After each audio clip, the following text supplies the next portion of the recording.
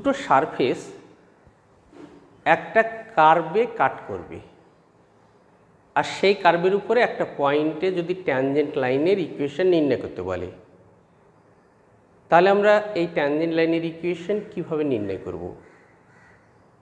একটু ভেবে দেখো তো। দুটো সারফেস গিভেন, কার্ভের উপরে একটা পয়েন্ট গিভেন, তাহলে ওই পয়েন্টটি সারফেস দ্বয়ের উপর আছে, তাহলে উভয় সারফেসেরই নর্মাল ওই বিন্দুতে নির্ণয় করতে পারবো।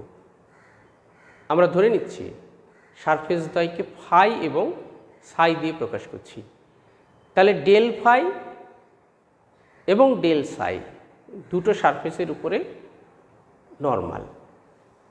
তাহলে এই নর্মাল দ্বয়, একটু ভেবে দেখো তো, ওই কার্ভের যে বিন্দুতে নর্মাল দ্বয় নির্ণয় করলাম, ট্যানজেন্ট লাইনটি তাহলে ডেল ফাই এবং ডেল সাই উভয়ের উপরে লম্ব।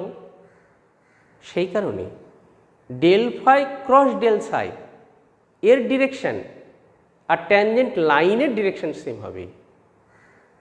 তাই ট্যানজেন্ট লাইনের ইকুয়েশন নির্ণয় করতে হলে যে বিন্দুতে নির্ণয় করতে হবে সেই বিন্দুর position vector are not vector ধরলাম, আর ট্যানজেন্ট লাইনের উপরে এনি পয়েন্ট নিলাম আর ভেক্টর। তাহলে ট্যানজেন্ট লাইনের উপরে R vector minus are not vector পেলাম। Del phi cross del psi এর ডিরেকশন ট্যানজেন্ট লাইনের দিকে, R vector minus are not vector tangent লাইনের দিকে। তাহলে R vector minus are not vector and del phi cross del psi তাদের direction same, means এদের cross product zero vector হবে। অর্থাৎ R vector minus are not vector cross del phi cross del psi is equal to 0 হবে। অর্থাৎ এইটা দেখে নাও। তাহলে আমি ট্যানজেন্ট লাইনের ইকুয়েশন এইটা পেলাম, del phi cross del psi is equal to 0 vector. তাহলে এখন del phi del psi at r naught পয়েন্টে নির্ণয় করে নিই, r minus are not vector নির্ণয় করে নিই, দিয়ে আমরা এটা ক্যালকুলেট করি, যা আসবে সেটাই আমাদের ট্যানজেন্ট লাইনের ইকুয়েশন আমরা পেয়ে যাব। চলো দেখি প্রবলেম চলে যাই।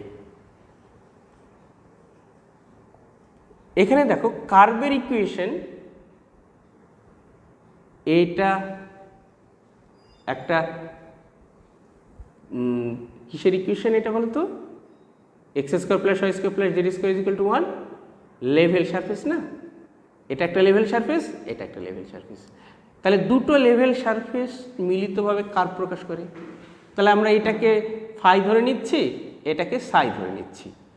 তাহলে let phi of x y z, এটা ধরলাম x square plus y square plus z square minus 1, আর ধরলাম psi x y z and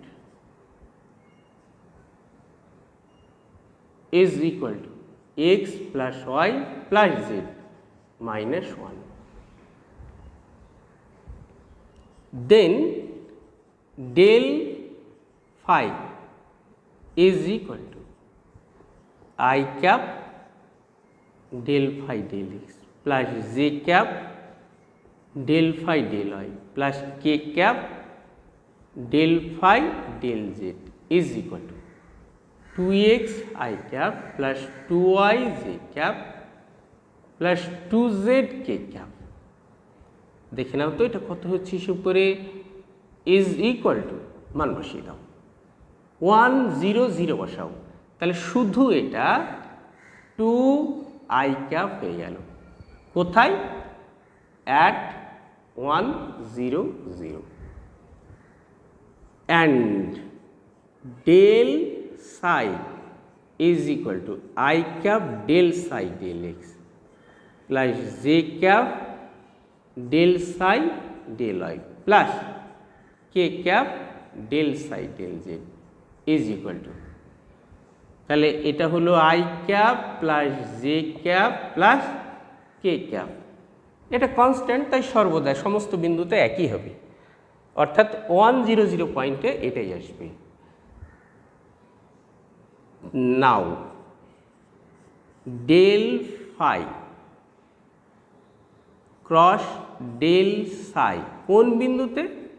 at 1 0 0 is equal two, হিসেব করি, I cap J cap K cap 2 0 0 1 1 1 is equal two কত হলো দেখো তো?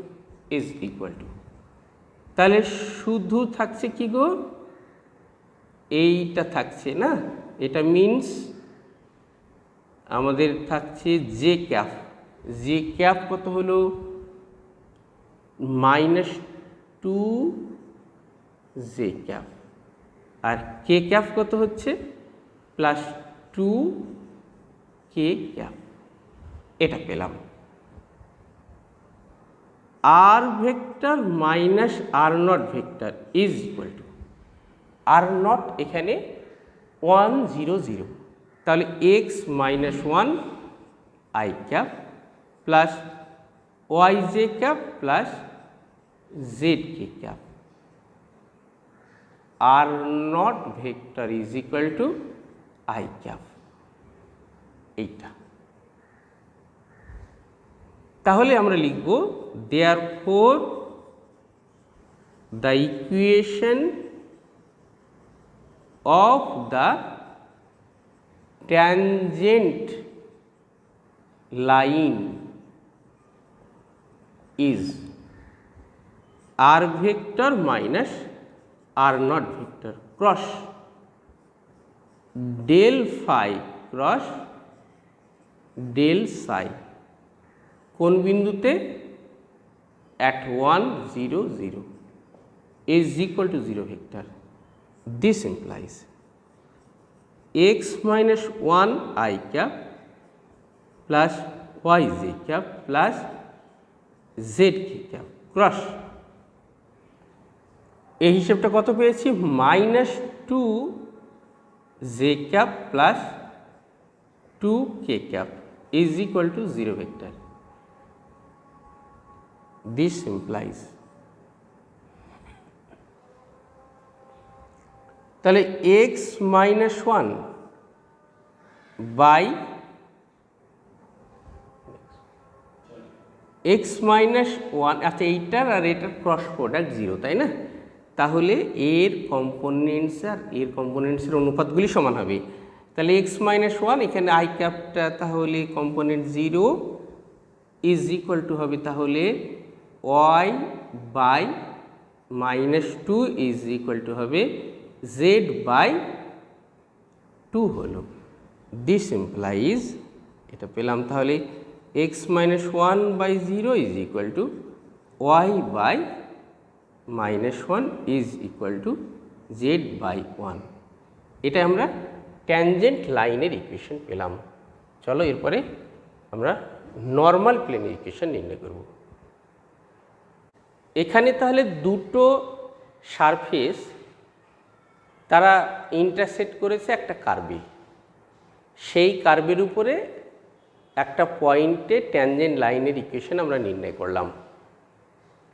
এখন ওই পয়েন্টে ওই কার্ভের নর্মাল প্লেনের ইকুয়েশন নির্ণয় করব। নর্মাল প্লেনের কি করে পাবো? ট্যানজেন্ট লাইন একটু ভেবে দেখো তো, ডেল ফাই মানে ফার্স্ট সারফেসের উপরে নর্মাল, ডেল সাই সেকেন্ড সারফেসের উপরে নর্মাল, ডেল ফাই এবং ডেল সাই উভয়েই ট্যানজেন্ট লাইনের সঙ্গে পারপেন্ডিকুলারভাবে অবস্থিত। সেই কারণে ডেল ফাই ডেল সাইয়ের ক্রস প্রোডাক্ট ট্যানজেন্ট লাইনের দিকে, তাই ট্যানজেন্ট লাইনের দিক বললে আমরা ডেল ফাই ক্রস ডেল সাই ভেক্টরকে বুঝব। এখন দেখো নর্মাল প্লেন মানে ট্যানজেন্ট লাইনের উপরে লম্ব, তাই যে বিন্দুটি দিয়েছে সেই বিন্দুতে ট্যানজেন্ট লাইনের উপর লম্ব যে যে প্লেনটি, অর্থাৎ আমরা কি দেখছি না যে ট্যানজেন্ট লাইনটি আমরা নির্ণয় করলাম সেই ট্যানজেন্ট লাইনের উপর পারপেন্ডিকুলারভাবে অবস্থিত প্লেনটাই হলো এই কার্ভের নর্মাল প্লেন। তাহলে এই নর্মাল প্লেনের ইকুয়েশন নির্ণয় করার জন্য আমাদের কাছে এখন কি কি আছে না, এই নর্মাল প্লেনের উপরে আরবিট্রারি একটা পয়েন্ট নিতে পারি, সেই পয়েন্টের position vector suppose R vector, আর নর্মাল প্লেনটা কোন বিন্দুতে নেওয়া হয়েছে আর নট ভেক্টরে, তাহলে R vector minus are not vector এইটা যে কোনো একটা লাইন পেলাম কার উপরে, নর্মাল প্লেনের উপরে। আর নর্মাল প্লেনের সঙ্গে লম্বভাবে অবস্থিত ট্যানজেন্ট লাইন, আর ট্যানজেন্ট লাইনের দিকে যে ভেক্টর অবস্থিত সেটা তো আগেই পেয়ে গেছি, del phi cross del psi. তাহলে এই del phi cross del psi normal প্লেনের উপর যে কোনো ভেক্টরের সঙ্গে লম্ব, তাই নর্মাল প্লেনে অবস্থিত R vector minus are not vector এর সঙ্গে লম্ব। সেই কারণে আমরা নর্মাল প্লেনের ইকুয়েশন তাহলে বলবো R vector minus are not vector dot del phi cross del psi is equal to 0। অর্থাৎ ফর্মুলাটা তাহলে কি পেলাম একবার দেখে নাও তো, R vector minus are not vector cross, এখানে ক্রস ছিল তাই না, আমাদের এখানে তাহলে এটা ডট হয়ে যাচ্ছে, del phi cross del psi is equal to 0। তাহলে এইটা এটা কোথায় রয়েছে, এটা রয়েছে নর্মাল প্লেনের যে কোনো এটা ভেক্টর, আর এটা কি নর্মাল প্লেনের সঙ্গে লম্ব, মিনস এটার ডিরেকশন হলো ট্যানজেন্ট লাইনের দিকে ডিরেকশন, তাহলে এর সঙ্গে এইটা সর্বদা পারপেন্ডিকুলারভাবে অবস্থিত, তাই 0। এটা কিসের ইকুয়েশন, এটা নর্মাল প্লেনের ইকুয়েশন। আর এটা কিসের ইকুয়েশন পেয়েছিলে, এটা ছিল ট্যানজেন্ট লাইনের ইকুয়েশন। তাহলে এখন আমরা ট্যানজেন্ট লাইন ইকুয়েশন পেয়ে গেছি, এর রেজাল্টস আমরা ব্যবহার করব কিছু কিছু রেজাল্ট যেটা আমাদের এইখানে প্রয়োজন হবে। যেমন ধরো R vector minus are not vector এখানে বের করেছি, দেখো এইটা আর এইটা, আর del phi cross del psi at 1 0 0 এটা আমরা নির্ণয় করেছি, এই রেজাল্ট দুটো আমরা ব্যবহার করছি। তাহলে দ্য ইকুয়েশন, কার equation, of the normal plane to the given curve,